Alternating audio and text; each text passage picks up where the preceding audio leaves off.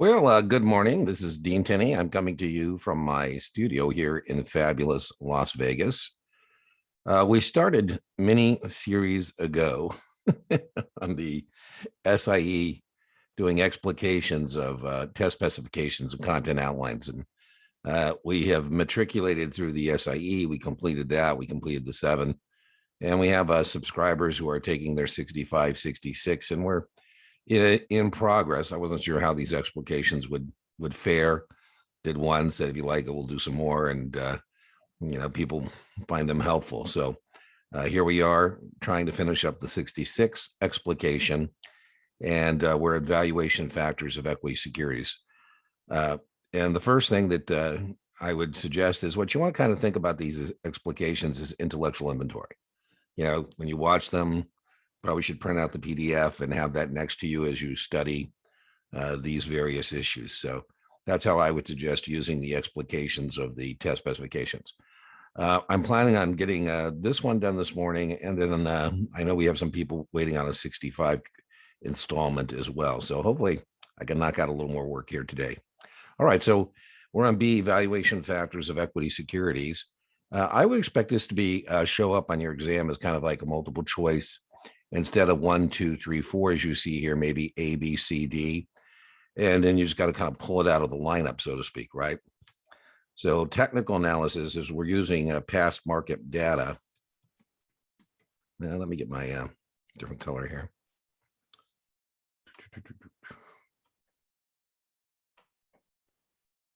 There we go. Past market data, primarily price and volume, to try and determine, future kind of what's going on. I mean, as a technical practitioner, I'm not really concerned about the company's products and services or the economy. What I'm concerned about is trying to figure out if there's going to be more demand than supply for the stock because the stock goes up, or more supply than demand for the stock and the stock goes down. Now, that's different than, doing an evaluation of Tesla based on its electrical cars and competing with, Ford and GM. This is just a simple discussion about, is there more demand for Tesla than supply of Tesla? Typically, we use charts for that. And typically, this is for more shorter term oriented trading. Like, you can't do fundamental analysis on an option contract for a while, for example.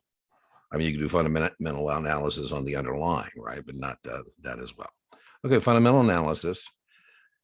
This is where we make a decision about the economy, the industry. Let me get my, again, different color.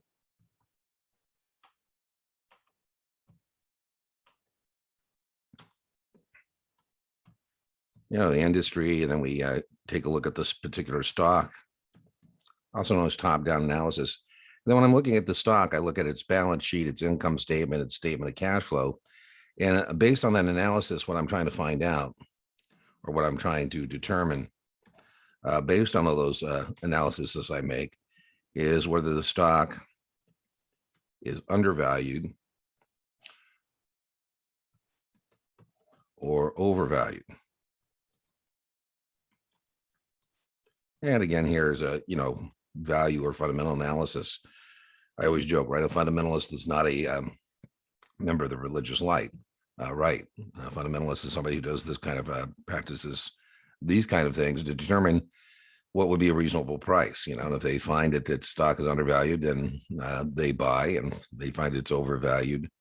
Well, then they either sell the stock they own that's overvalued, or keep an eye on that stock and its price to where they find it's priced at what they believe to be a value. So sometimes fundamental analysis is closely aligned with what we call value investing.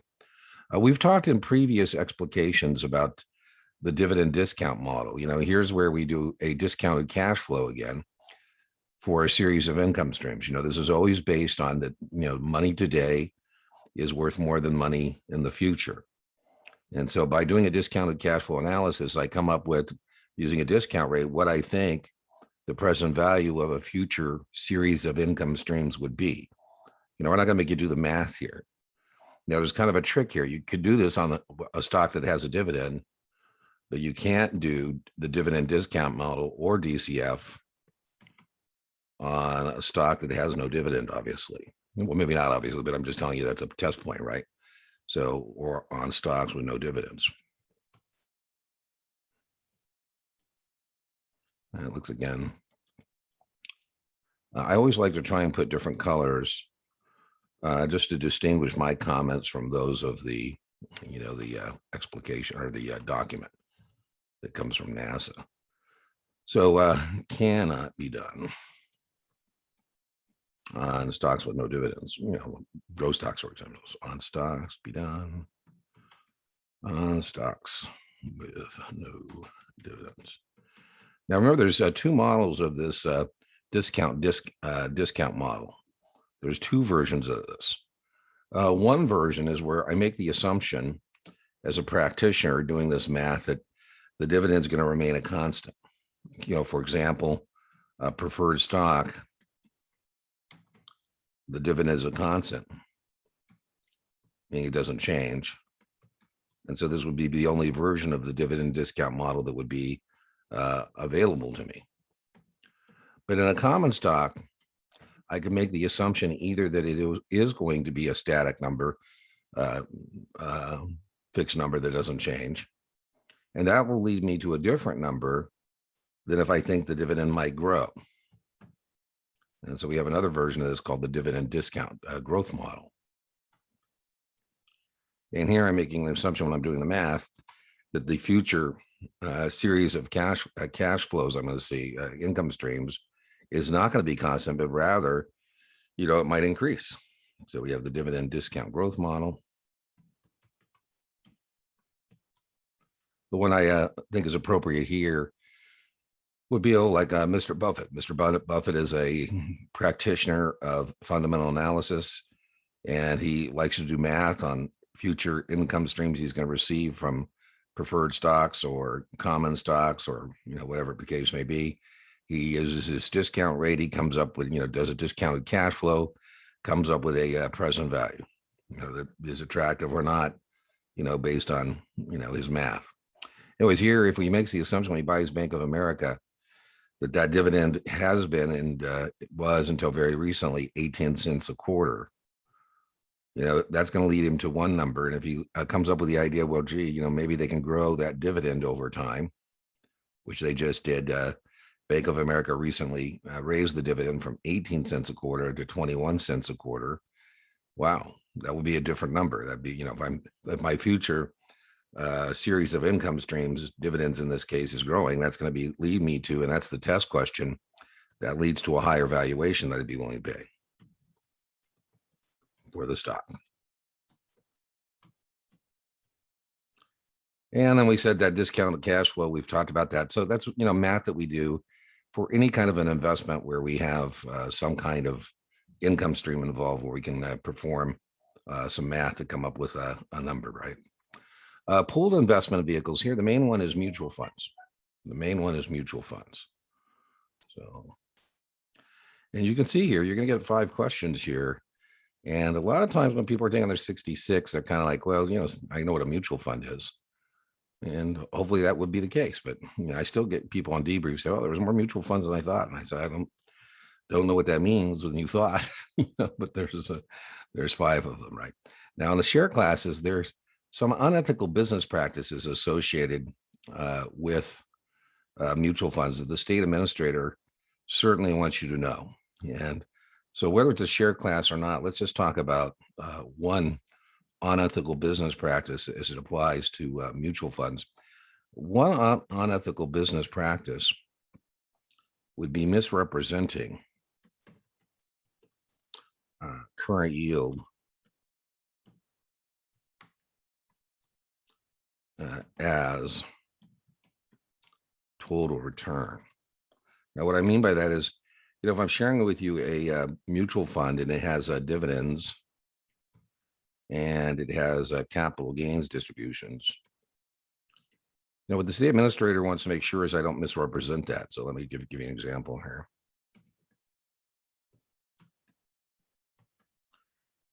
Let's say that the public offering price, we should always be doing calculations with customers based on the public offering price. And let's say that the public offering price is $10. And let's say we received dividends from the bond fund of 50 cents. And I'm just making this up. And let's say we had a capital gains distribution. The managers, sold securities at a profit, in this case, bonds, whatever the case may be. And we had capital gains distributions of $1.50. It would be a misrepresentation for me to tell you that we had last year in the fund, we had $2 that we received, and you're paying at $10. And so the current yield is 20%. That is total misrepresentation. That is not correct, right? Now, what I can say is we had 50 cents in dividends. The public offering price was 10. The current yield is 5%, not 20%. So that would be an unethical business practice to construe those. Now, what I can say is that 20% was the total return of the fund last year. Then I can do, the 50 cents plus the $1.50 for $2. And that I can divide and say, we were fortunate. Be careful how we say this, right? So last year we got 50 cents in dividends, and we were fortunate enough to have $1.50 in capital gains. So last year we had a total return of 20%, but the capital gains, who knows, we're going to get that. And then, boy, you better be able to say this in your sleep. Past performance is not indicative of future results. Now, the state administrator of all the share classes that are available, you're going to get 5 questions here. Most of those questions are going to be about an A share. That's the traditional, front end load thing. And again, what we're concerned with is on the exam is misuse of terminology, or in this case, there's 2 things they're going to be concerned with. Well, let's do one more thing about all dividends. Another thing I'm not supposed to do is sell dividends, right? So the state administrator, big part of the test is unethical business practices. So this would be, regardless of the share class, I call you up and I say, hey, listen, if you buy the fund today, you get the dividend. But, if you wait till tomorrow, you don't. If you buy it today, you're going to get the capital gains distribution. You say, well, gee, Dean, isn't the fund going down by the amount of the dividend or capital gains distribution? Doesn't that just create for me an unnecessary tax situation? Wouldn't I be better served to wait and buy it at a lower NAV? I said, well, gee, you're no fun. He said, can I talk to your supervisors? Right? And selling dividends is an unethical business practice. That's when you're using the artifice of that dividend to give somebody an artificial sense of urgency. By the way, don't you love that? Let me just selling dividends on unethical business practice. I'm working on a whole lecture on unethical business practices. Might be a while. But anyway, selling dividends on unethical business practice. And I just gave you one of these words that come from the 1950s when they wrote the template, right? That's an artifice. So anyways, we're assuming on the test that there are going to be, questions about an A share, the traditional kind of share class that we sell to investors. And here, what we're going to be concerned with is a breakpoint sale. And be really careful, that you RTFQ. Breakpoint sales are bad. Breakpoints are good. The breakpoint is the quantity discount. And that's a wonderful thing, right? The wonderful thing. A breakpoint sale is when I avoid the quantity discount to maximize my commission, and that's a bad thing, right? So on that A share, there's typically going to be a breakpoint somewhere.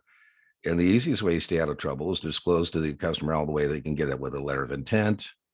This is from probably reviewed from year 7, right? You can backdate it 90 days. All that stuff. Now, in the other share classes, the B shares and the C shares, what the state administrator is concerned with is misuse of no-load terminology.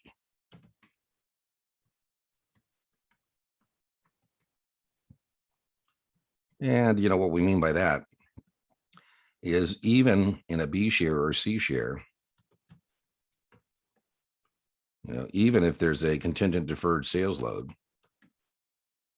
it still needs to be described to the customer as a sales charge, right? So, total misrepresentation for me to tell you that, it's kind of like using your travel agent. When you use your travel agent, you don't pay the airline or hotel for their service. The travel agent is compensated by the airline or hotel.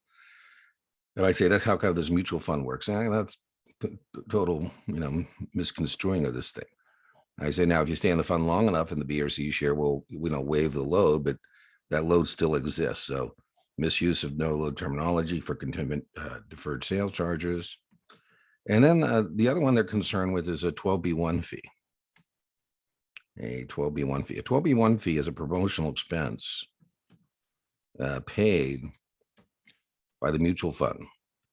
Yeah, promotional expenses would be marketing, advertising, paying brokers to get people involved in that. And, and we're talking about misuse of no load terminology. Vanguard has like $4 trillion. I don't know. Let's get 2 trillion in their no load funds. If they wanted to, test point, they could charge up to 25 basis points, 0.25%, and still refer to themselves. As a no load fund.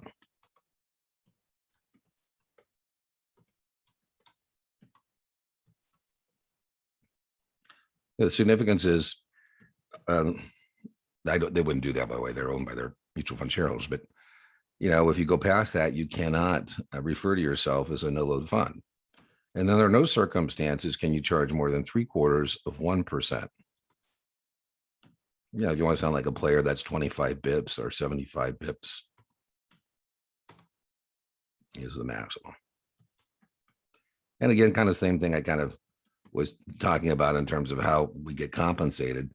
If I'm getting 0.75% in terms of compensation as a marketing fee and a 12B1 fee, at some point maybe it would have been better in the A share class and just be, pay the load off the top and be done than you are to perhaps be paying 0.75%, forever. Okay, so we're talking about the various share classes. So we said there's A shares. That's the one that's most common. That's one you can expect to encounter on your exam more often than not. We have B and C shares that have contingent deferred sales charges and sometimes have higher operating expenses as a result. I wouldn't get in the weeds on that. I would just know, again, we're not supposed to misuse no load terminology.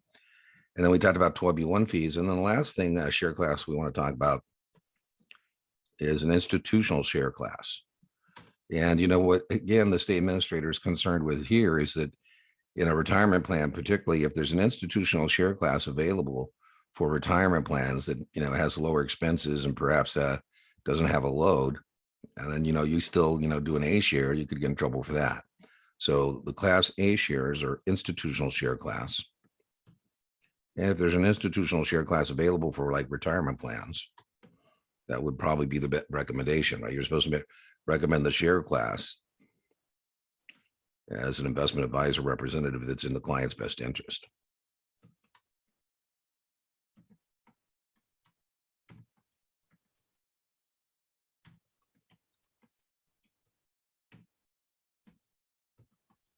So, whether it's A share, B share, C share, whatever the case may be, that's the one, in the best interest, whichever is best for the customer.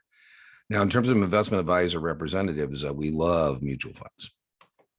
We love mutual funds for a lot of reasons. One reason we like mutual funds is because, this is the easiest way for most people to avail themselves of professional management, diversification, and ease of ownership. As a, an investor. We also love mutual funds because they have liquidity. You have guaranteed marketability.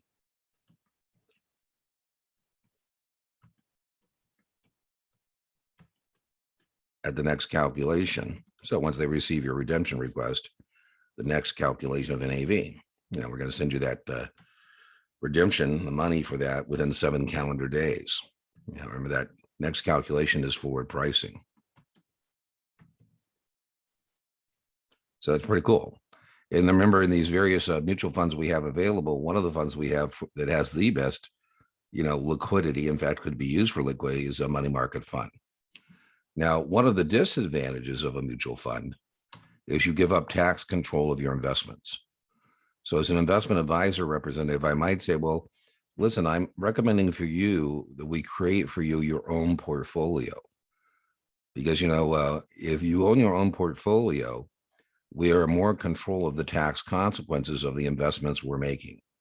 The capital gains tax is a transaction-based tax, and the easiest way not to pay it is not to transact. I joke, if, I bought 1,000 shares of Google at the IPO price of 85,000, now Google's $3,000 a share, that's a $3 million stock position. And while my investment mind might say sell, my tax mind says, wow, $2,850,000 gain. And I'm no taxes on that. So I think I'll take a pass. Fidelity bought 10% of Google at the IPO price and still owns 10% of Google. So at some point, if the Fidelity Management Research, the investment advisory firm to the Fidelity funds, decides to sell that Google stock, there's going to be a capital gains distribution. So one of the disadvantages of a mutual fund is you lose control of the tax consequences of the investments. That's not in your control. That's in the control of the fund manager. Now, we rate managers on their tax efficiency. One of the investment advisors, federally covered investment advisors out there, is Fisher Investments. And one of Fisher Investments' big, parts of their presentation is, listen, our mutual funds, okay. Yes, but at Fisher, we would create a portfolio for you, just for you, not the investment objective of the fund. Because we're trying to match up the investment objective of the fund with the customer, but a fund just for you, a portfolio just for you. And then you'll have a tax harvesting that you can do, being more efficient at the end of the year, for example. So you lose control of your tax consequences of the investment. Now, if the mutual fund's in a retirement plan, it's not as big a deal, but we talked about fee structures and other costs. There's no free lunch here. So let's just, you got to pay. Now, the largest single expense to the mutual fund, be careful what you're being asked, by the way. The largest single expense, let's just put this, largest single expense to the fund is the investment management fee, the investment advisory fee.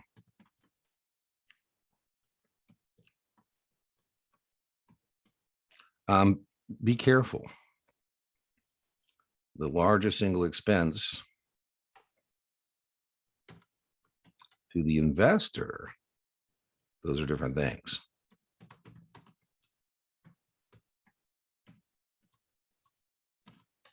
Is the load. Let's cap that.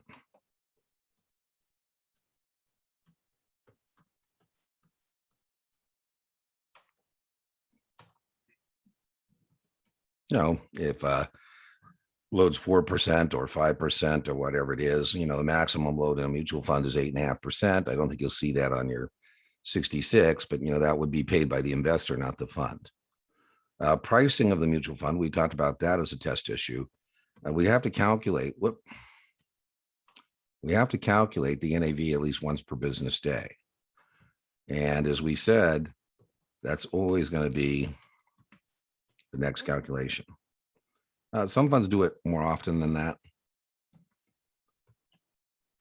but at least once per business day, we're going to calculate NAV. We're going to take the assets of the fund minus the liabilities of the fund and come up with the NAV, get the NAV per share. And the only way that they could be trading at a discount. So if we're looking at a fund, for example, that has an NAV of $9.15. I'm just making this up. And we see that we can get the mutual fund for $9.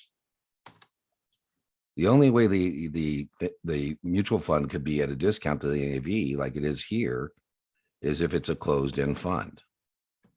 So again, very much like your Series 7, you have to make this distinction between a, open-end fund that's continually offering new shares to the public and a closed-end fund. Now, in a open-end fund, it's going to be the NAV plus the sales charge equals the public offering price.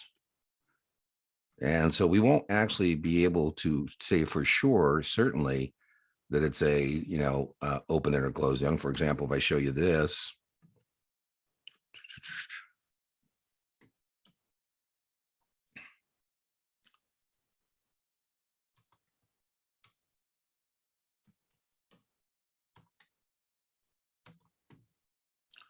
that may or may not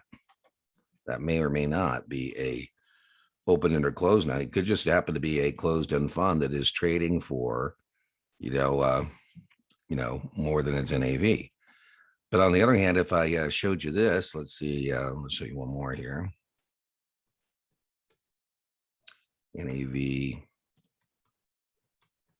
is $9.15. And the public offering price is 10.20. Now I could certainly say that's a closed-end fund, because if I do the math here and I take 85 and 20, let me just get my calculator here. 85 cents and 20 cents is $1.05, I think. 85 plus, yeah. So then I take $1.05 and I divide by the public offering price, which in this case is 10.20. I get over 8.5%, and that can't possibly be a sales load over 8.5. So it must be a closed-end fund. Yeah, I think low probability, on something like that. But we're just going through the test specifications, and here pricing, net asset value, discount, premium, and we're just saying that if the mutual fund is at a discount to the NAV, and you can get it for that, it must be a closed-end fund. And we're saying if the public offering price is a premium to the NAV, that may or may not be a closed-end fund. It could be either opened or closed. We don't know. It could be either. In fact, I showed you where it could be either. But we know that if we did some math here and we come up with a public offering price that's over 8.5%, that's got to be a closed-end fund, or somebody's in violation of the Investment Company Act of 1940. So benefits and risks, we said the major benefits and risks of a mutual fund. Let's do benefits first. Now, I always joke when you get your 7 and your 66 done, if you come back to your manager and say, hey, I know I have a Series 7, but is it okay if I just sell mutual funds? Most managers would say, well, gee, that would be wonderful. So you get professional management, you get diversification, and then I call all the other things, ease of ownership. It's just easier owning mutual funds than it is owning individual securities. So those are the benefits. Now, one of the risks you have is, even though we're diversified, you still are subject, test question, to non-systematic risk. Non-systematic risk. So, in a mutual fund, let's just put that here. Let's go back to one of the benefits.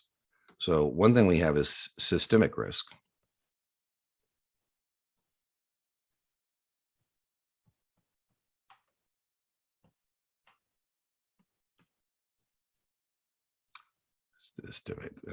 Systemic risk.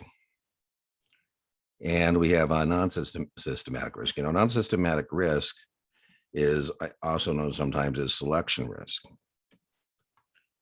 And the easiest way to avoid selection risk is to diversify. And so in a mutual fund, you have avoided that. Bernard Baruch said money's like manure, and you have to spread it around, right? So diversification takes care of that. Now, it's a testable way. How do you avoid non-systematic risk or selection risk? You diversify. But systemic risk, the tendency of securities prices to move together, risks in the system. The idea that, you have this idea of crash risk, the market goes down 30%, so does your NAV. Systematic risk, The test question here about disadvantage of a mutual fund is risk prevails. Don't you love this phraseology? Despite diversification. So that you have not got or got rid of in a mutual fund. There's still a tendency of securities prices to move together, and you're still exposed to that. So that would be one of the things you have, right? One of the things you have. Relative comparisons, the ones that tend to show up on the test quite a bit in the indexes I would be familiar with are the S&P 500. And then there's, a question about somebody who says they believe in, for example, the efficient market hypothesis. Again, hypothesis isn't true. I get into this with my brother all the time. I said, you have, Chris, an hypothesis. I have a hypothesis. We both could be wrong, but, it helps us make, guides us in our decisions. And so if I have a customer who says he's a practitioner, kind of believes in the efficient market hypothesis, it doesn't mean I'm not going to recommend anything to him. It might mean I'm going to recommend an index fund. We're talking about mutual funds. And an index fund would be a recommendation to somebody who says, Dean, I'm willing to accept a market-based return. I'll be willing to accept whatever the S&P 500 is giving. And so we put them into an index fund, low costs, whatever the case may be. And then we also use this, and that's the point here in the test specifications, as a benchmark to compare what kind of fund I have. If it's like a large cap fund, like, Fidelity Magellan uses the S&P 500 as their benchmark. The other one I would be aware of on the exam is Russell 2000. That's for small caps. And then the other one I would be aware of is the Wilshire 5000. And that represents the total stock market, they'll say, which index most costly approximates the total U.S. stock market. And you say the Wilshire 5000. Now, there's less than 5,000 because of mergers and acquisitions and all that kind of stuff. Okay, so futures, please note, one question. Now, as an investment advisor representative, maybe I am based in Des Moines, Iowa. I'm joking. But in Des Moines, they're obsessed with the price of beans. I've taught quite a few Series 3 classes out there. And if I've got beans in the field, I've got beans in the field. And, if I was a broker in Des Moines, and maybe I have some of these guys as my clients, one thing that the bean guy can do, the soybean guy, the farmer, is he could go to his local, co-op or whatever and say, listen, I have beans in the field for delivery, at a harvest. And I'd like to make an agreement with you right now to sell the beans at whatever price. That's not a future, that's a forward. And the problem with that, there's all kinds of problems with that is, how do I know my grain elevator guy's got the money to pay me when I deliver? He doesn't know, the quality of my beans. So, there's all kinds of problems with that. The contract, is not, standardized. It's not fungible, meaning you can't trade it with someone else. It's a mess.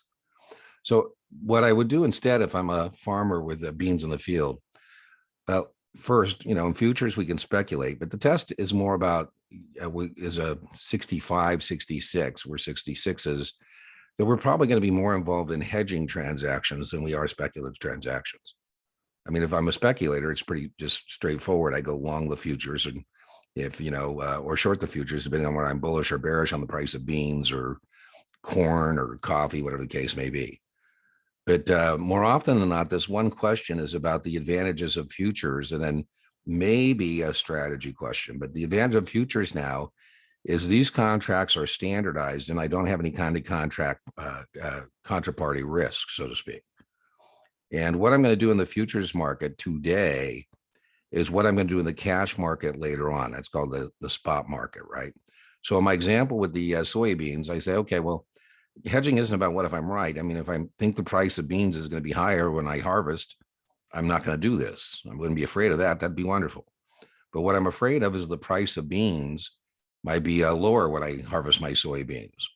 So I'm going to do in the futures market today what I'm going to do in the cash market later on. So what I'm going to do is I'm going to go short the soybeans. And I'm going to short that futures contract. And then what I'm hoping is that whatever I lose, this won't be a perfect hedge, but whatever I lose in the cash market, the difference between the price of beans today and the price of beans at harvest, because remember, I'm thinking that's going to be a lower number. If that indeed is a lower number, I'm hoping that my short soybean contract, which will go up in value, will offset my loss in the cash marketplace. That would be my hedge. Another example, if I'm somebody who's buying, the futures, right? So maybe I'm like Kellogg's, I make cereal. And so now again, what would be afraid of? I'd be afraid of the price of grains going up, right? So again, if I'm worried about the price of grains going up, I'm a buyer of the commodities and the futures market. Remember, I'm going to do today what I'm going to do in the cash market later on. So I'm not worried about, grains or whatever it is, corn. I'm not worried about that price going lower as Kellogg's, because that would be benefit to me, right? If I can get my stuff to make my cereal at a lower price, that's wonderful. What I'm afraid of is the price may go up. And so what I'm going to do today is I'm going to, again, do in the futures market today what I'm going to do in the cash market later on, right? So what I'll do here is go long the futures. And again, then I'm hoping that whatever I lose in the cash market, the price goes, my inputs, the things that I input into my processing factory go up, that I'll offset some of that price increase with the value of my long futures position going up when I close it out, right? I'm not going to take delivery here. What I'm going to do is, if I go long the futures, I buy them back and I hope at a higher price. And if I sell the futures, I buy them back at what I hope is a lower price. That's what I'm hoping going on. Southwest has a reputation for doing a pretty good job on the futures market, hedging the oil price that they need to fly their planes around, right? So, Southwest is afraid that the fuel prices are going to go up. That's, oil is the proxy. It's not a perfect hedge, but they say, okay, well, we'll do it today in the futures market. We're going to do in the cash markets later on. And so what they'll do is go long the oil futures. And that way, if the price of fuel goes up, that would be offset to a certain extent, by their futures positions. So definition of a futures contract, I told you standardized. It has two parties. It's fungible, meaning it trade, and all those features we talked about now are standardized in terms of, quantity and quality and all that kind of stuff. There are costs involved, right? It's kind of like options. Hedging does incur some costs. Speculating does incur some costs. We said the benefits of it is allows you to either speculate or more probable on your 66 hedge. And then there is the risk again that, the hedge doesn't work, right? So, there's not going to be a perfect hedge, but I could actually lose on both. It's kind of difficult to do, but you can do it. It can happen, right? So, and then, the risk is you didn't need the hedge and you spent the money. It's kind of like insurance, but also you could end up, in rare circumstances, you could end up losing both money in the spot market, cash market, and the forwards market as well. But again, one question, I don't know, maybe guess B on that one. Maybe guess B. You shouldn't try and learn, futures, I think, for the one question. Maybe someday you'll join me for series 3, 2 days, and we'll go over that. A lot of portfolio managers, by the way, I should mention, also use futures. T. Rowe Price is big in the futures market in their portfolios, and I teach series 3 classes at T. Rowe, and they use futures to hedge their portfolios. They use the financial futures, right? They short the financial futures, and then if the portfolio goes down, they make up money on their futures position, or they use it to lock on prices when they expect they're going to get billions of dollars coming in, trying to, offset what it might happen in the market. So I guess I should add to that mix that we also have financial futures as well. Okay, so let's hit the stop button. Like, subscribe, share with the channel, and I'll put this up as soon as I'm done with you. I'll probably tell the 65 people to check this out because it's pretty similar, but I'm trying to avoid getting lazy. I wouldn't go lazy, but do a lecture that could work for 65 and 66 both. But I'm trying to stay disciplined in doing separate lectures for separate series, even though this is the exact same content that would be found on the 65. So what I think we'll probably do is put this in the 66 playlist and tell the 65s to check it out until I get around to, doing the same for them in their 65 playlist. All right. Thank you very much.